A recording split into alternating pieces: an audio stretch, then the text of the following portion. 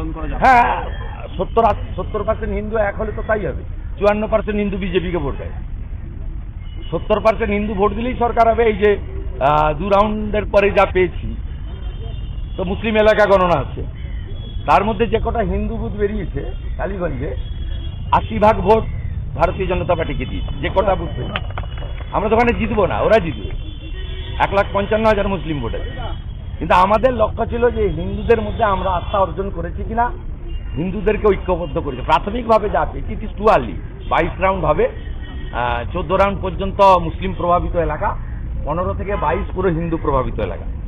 যে 2 রাউন্ড 3 রাউন্ডের পেয়েছি আমি, তাতে 13,000 সামথিং ভোট পেয়েছে, 13,700 তৃণমূল, 6,297 আমরা, আর কংগ্রেস 5,000 সামথিং পেয়েছি, কংগ্রেস সিপিএম জোট।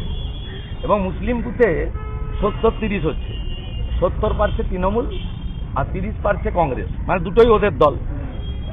অসুবিধা নেই, তারা ঠিক ভালো করেই করছে। আর আমি খুব আশাবাদী ইনিশিয়ালি, এখনো কিন্তু বলার সময় আসেনি, 4টের পরে বলা যাবে।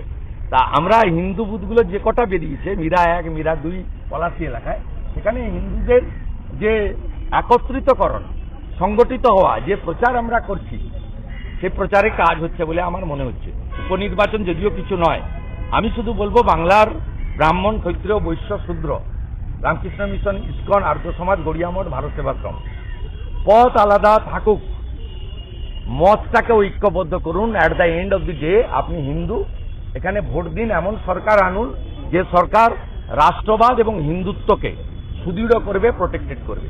সেই কারণে আমি আশাবাদী যে 54% হিন্দু এক হয়েছে, 70% হিন্দুকে যদি আমরা এক করতে পারি, বাংলায় ডক্টর শ্যামাপ্রসাদ মুখার্জির প্রতিষ্ঠিত জনসংঘ তথা আজকের বিজেপি, এই পার্টি ক্ষমতায় আসবে।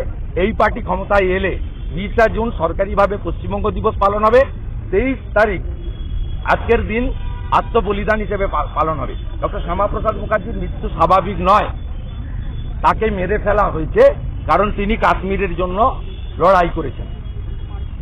সেই জন্য গোটা ভারতবর্ষ বলে শ্যামাপ্রসাদ মুখার্জির বলিদান, এটা ইয়াদ রাখেগা হিন্দুস্তান।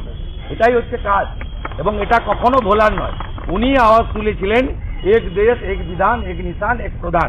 একটা দেশে দুটো পতাকা থাকতে পারে না।